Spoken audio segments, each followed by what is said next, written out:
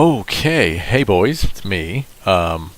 Today is July 24th, which where you are is like kind of a quasi-holiday, right? It's Pioneer Day, you don't really get the day off, but everybody still kind of celebrates and has barbecues and they do fireworks and there's a parade if you're into parades, which I'm really not, because the 24th of July is one of the hottest days of the year in Salt Lake traditionally, which means it's over 100 degrees. They choose for whatever reason to do the parade at noon for maximum inconvenience downtown. You gotta stand there like a moron, getting fried by the sun.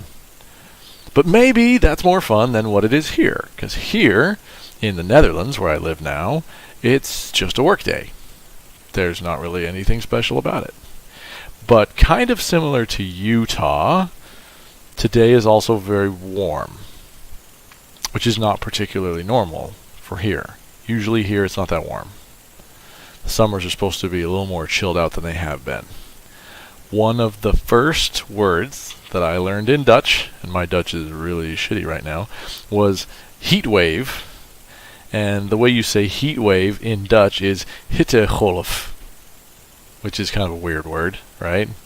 The Netherlands is super nice. It is hot, which is unusual, but otherwise the city is very clean and nice. I live in Eindhoven, if you forgot. And the people are pretty chilled out. They don't seem to be terrifically annoyed that I'm a foreigner. And their language is kind of funny to listen to, because they say words like hittegolf. And to say thank you, they say dankjewel. And that's kind of about all I got so far. I'm starting Dutch classes next month though, so my Dutch should get a little bit better.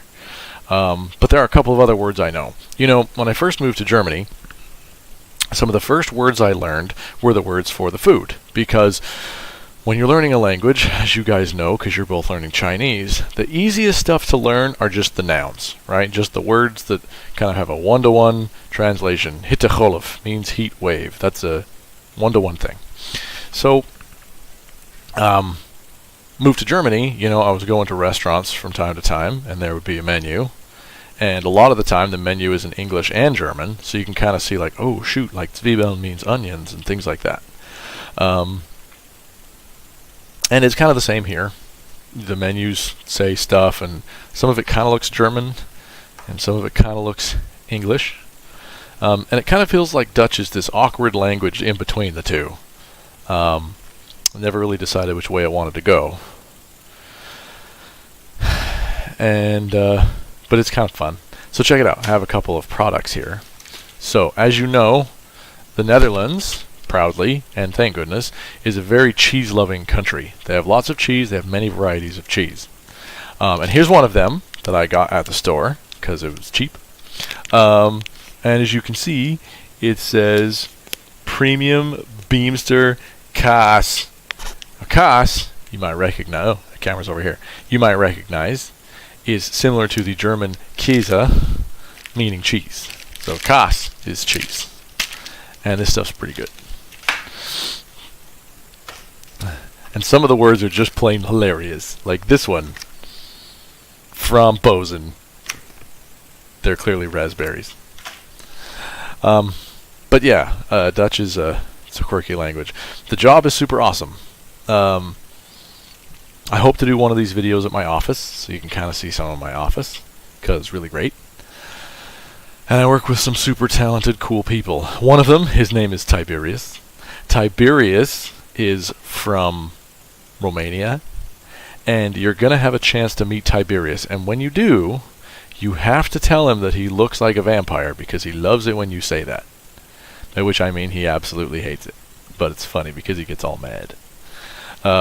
Yeah, when I met Tiberius, the first thing I said to him was, hey, you know, I heard you're Romanian. I don't know anything about Romania except for the Dracula thing, right? Because allegedly Dracula was a real guy and he had a castle in what is now Romania. Allegedly.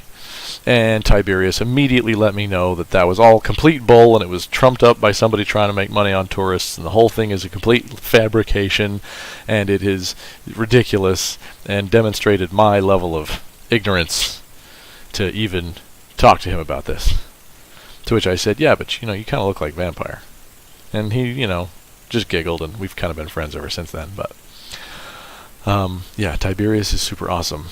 The job is mostly what I did before. I still make video games. I'm still in production management.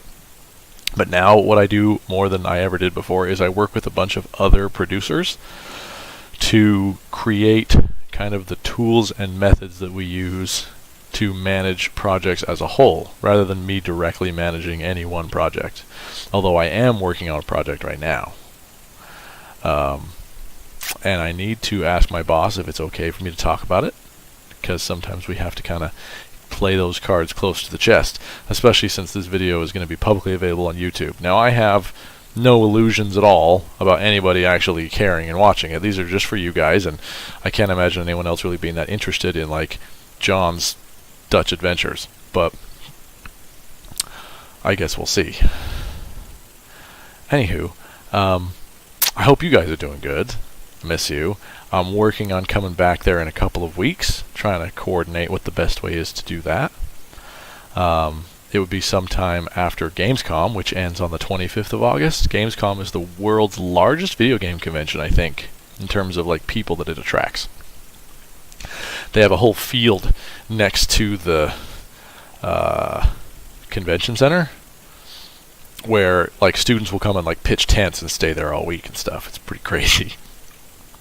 In fact, it seems like in this quadrant of the planet, they're really into that in general. Like one of my colleagues, his name is Mark. Mark is an interesting guy.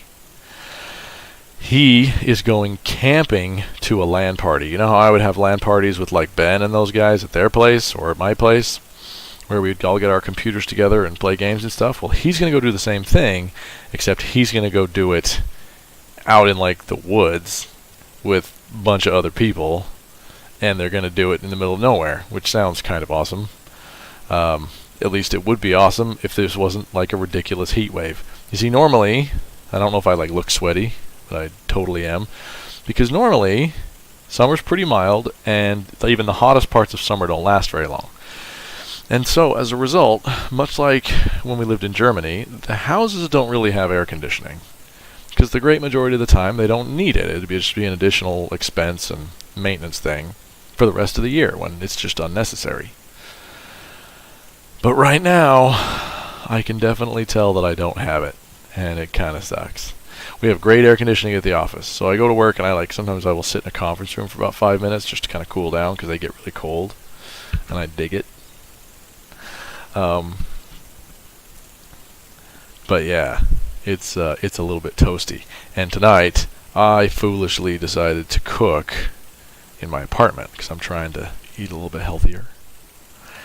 And it just heated up the place even more, which was dumb. So I'm not quite sure what I'm going to do about that moving forward, because like I still want to eat, and I still want to mostly eat at home because it's a little bit more affordable, and I have a little more control over what I put in my body, which I'm trying to be a little better about. But yeah. Well, listen, boys. I've got my Switch all hooked up, and I've got Splatoon and Mario Kart ready to go. So you guys let me know when you want to play, because I'm here and I'm ready. Otherwise, I will talk to you guys real soon, I hope. And I love you and I miss you. And I will keep kicking these out as long as you keep wanting to watch them. Alright? Love you, boys. Bye.